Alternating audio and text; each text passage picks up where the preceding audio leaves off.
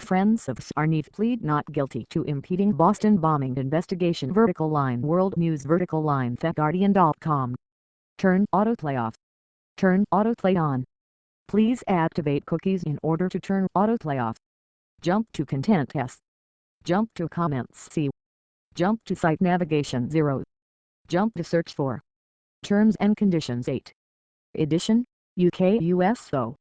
Your activity. Email subscriptions. Account details. Linked services. Profile mobile. About us. About us. Australia team. Contact us. FAQs. Press office. Jobs. Terms of service. Privacy policy. Advertising guide. Guardian Weekly. Subscribe. How to subscribe. Guardian Weekly. Email services. Ebony. Android. .gsc control CSE width 25 rem exclamation point important padding 0 float right input .gsc search button background color number sign BDDDD border color number sign BDDDD input .gsc search button hover background color number 999 border color number 999 news world sport comment culture business, environment, science, travel, technology, life and style, data, TV, video, news, world news, Boston Marathon bombing. Friends of Sarneef plead not guilty to impeding Boston bombing investigation.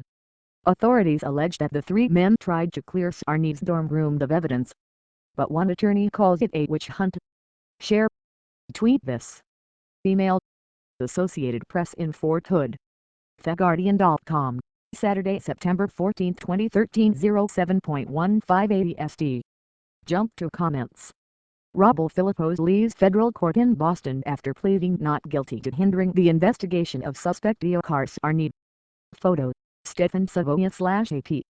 Three friends of Boston Marathon bombing suspect Dzhokhar Sarneef pleaded not guilty Friday to charges they hindered the investigation into the deadly attack.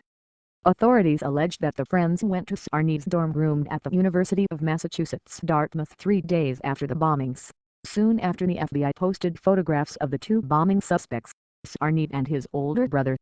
The friends are accused in an indictment of removing several items from the room, including Sarneef's laptop computer and a backpack containing fireworks. One friend, Rob Philippos, 19, of Cambridge, was indicted last month on 2 counts of lying to authorities while he was being questioned. His lawyers declined to comment after the brief arraignment in U.S. District Court but said in a statement that Philippos had nothing to do whatsoever with the Boston Marathon bombing or destroying any evidence. In the end, it will be clear that this prosecution should never have been brought in the first place, attorneys Deresh Imasi and Susan Church said in a statement. Authorities allege that the Czech-American Sarneef, 20, and his brother Tamerlan, 26, planned and carried out twin bombings near the finish of the marathon on April 15. 3 people were killed and more than 260 were injured. Tamerlan Sarneef died in a gun battle with police as authorities closed in on the brothers several days after the bombings. Diash Kadyrov and Azat Matasayakov, both Kazakhstan nationals, are charged with obstruction of justice and conspiracy to obstruct justice. All 4 men attended the University of Massachusetts Dartmouth. Robert Stahl, an attorney for Kadyrov, said his client was shocked and horrified by the bombings and had no intent to obstruct justice. "I'm saying he didn't dispose of evidence, didn't understand it was evidence, and the rest will come out at trial," Stahl told reporters after the arraignment. More than 24 family members and friends attended the hearing to support Philippos. During an argument for bail in May, his lawyer portrayed him as a frightened and confused young man who was subjected to intense interrogation during the investigation. Tasayakov's parents and sister were in court during the brief arraignment.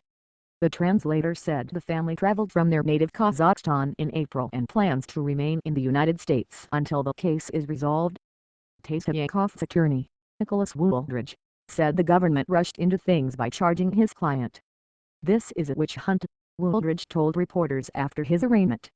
All 3 men are due back in court October 29 for a status conference. Assistant U.S. Attorney John Caplan said he expects to call about 20 witnesses.